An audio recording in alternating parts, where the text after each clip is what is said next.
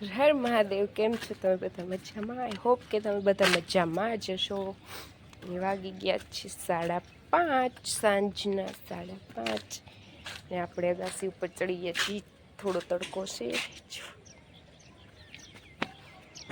હજી તડકો છે થોડો. 6 વાગે એટલે આપણે નીચે જઈને રાંધવાનું છે.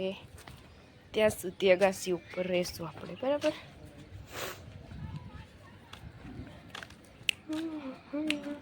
ત્યાં સુધી આમના માટા મારવાના છે, બરાબર?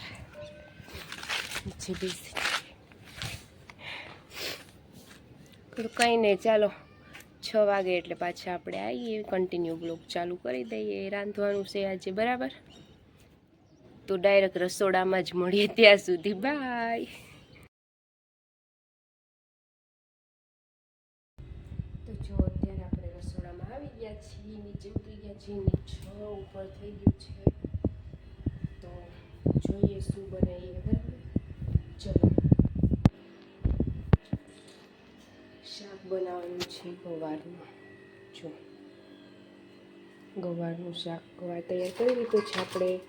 તો કંઈ નહીં, ચલો ત્યાં સુધી. તો જો આપણું કુકર આપણે એકદમ ફિટ કરીને મૂકી દીધું છે. મેં કુકર બદલાવી નાખ્યું, કારણ કે ઓલા કુકરને ઢાંકણાની રિંગ નથી મળી, એટલા માટે મેં કુકર બદલાવી નાખ્યું. હવે બાજરીનો રોટલો કરવાનો છે આપણે. એક સીટી વાગી ગઈ છે.